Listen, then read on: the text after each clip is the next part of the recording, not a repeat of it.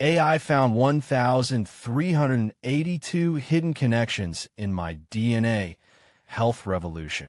I have always considered my body to be a reasonably well-run, if somewhat eccentric, small business.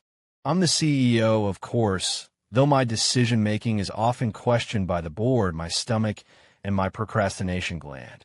For years, I've managed its operations with a blend of guesswork, folk wisdom, and the grimly optimistic advice found in the comment sections of fitness blogs.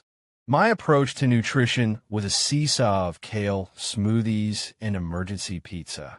My fitness regime was a sporadic series of fervent enthusiasms followed by long periods of respectful truce with my sofa. Then I spit in the tube. This wasn't just any tube. It was the gateway to a multi-billion-dollar industry, promising to unravel the very blueprint of my being. I mail my saliva off with the giddy excitement of a child sending a letter to the North Pole, half expecting a report back that I was 2.3% Neanderthal and had a genetic predisposition for Viking-style beard growth. I do not. When the email arrived weeks later, I expected a few fun facts.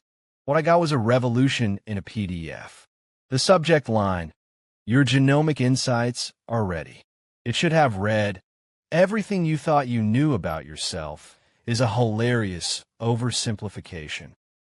The AI had not just read my DNA. It had apparently thrown a massive data rave for it, cross-referencing every base pair with global medical research, phylogenetic trees, and probably my Spotify rap playlist. The result? It found 1,382 hidden connections. Not just the standard, you might have a slightly elevated chance of disliking cilantro. I love it. Sorry, genes. I'm talking about a breathtakingly intricate web of cause, effect, and bewildering correlation that painted a portrait of me I could never have imagined. The first section was a gut punch of comical specificity. According to the AI's labyrinthine algorithms, my ability to digest lactose efficiently is not just a happy accident. It's intrinsically linked to a variant in a gene that also predisposes me to being a night owl. So my midnight cheese snacks aren't a failure of willpower. They're a genetically predetermined dairy pilgrimage. The report suggested this same cluster of genes might explain why I find documentaries about deep-sea fishing intensely compelling after 11 p.m. My personality wasn't just mine. It was a complex negotiation between my ancestors and their dubious survival strategies. The health revelations were where the comedy curdled into awe and then back into comedy again. The AI didn't just say increased risk for cardiovascular disease. That would be crude. Instead, it identified a specific SNP, a single-letter typo in my genetic code, that is associated with a slightly less efficient processing of saturated fats. This SNP, it turns out, is often found in people who also have a heightened sensitivity to the bitter taste of brassicas, like broccoli. Let me rephrase that for dramatic effect. My aversion to broccoli might not be childish pickiness, but a cunning, ancient, genetic ploy to avoid eating something that my body knows it can't process optimally alongside my beloved cheeseburgers. My DNA was playing 4D chess with my diet while I was playing checkers with a cookie. The AI didn't judge this.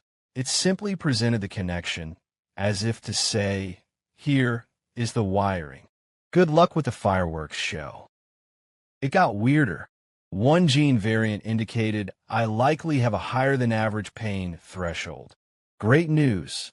However, it was intricately linked to another that suggests a predisposition for anxiety.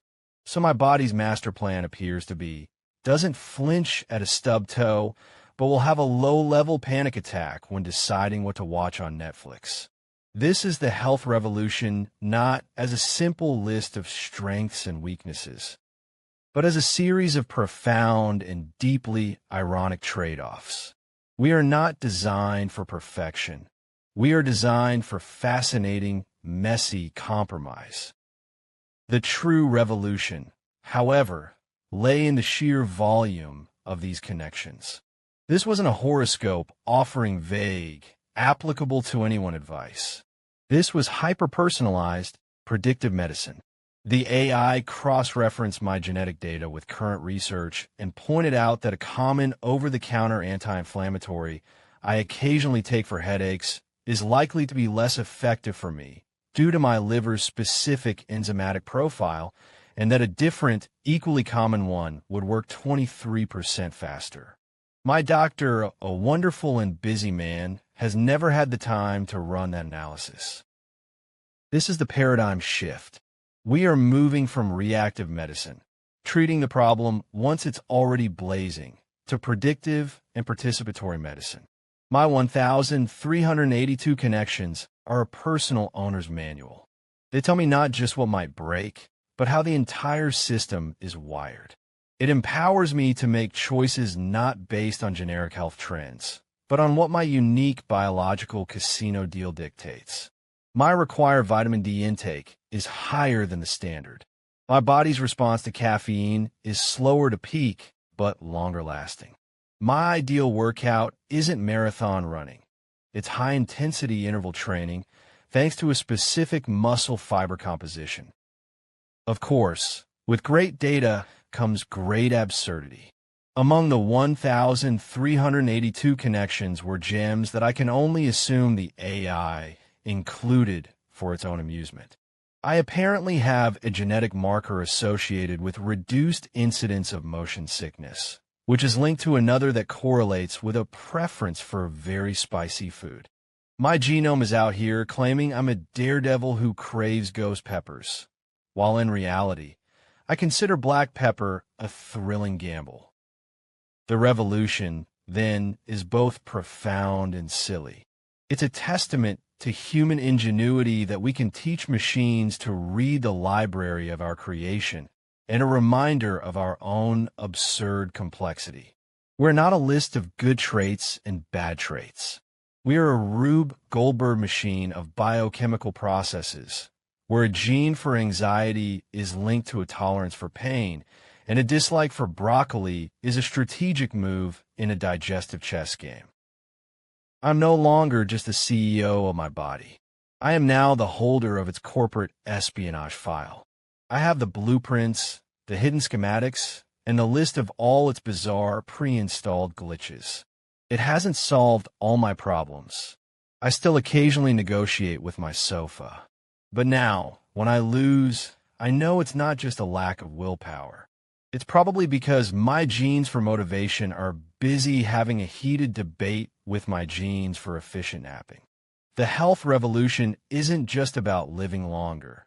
It's about finally understanding the deeply weird, hilarious, and astonishingly connected miracle that it is to be you. If you found this video informative, please like and subscribe. It will really help this channel out. Thank you for watching. Stay tuned for more informative videos coming.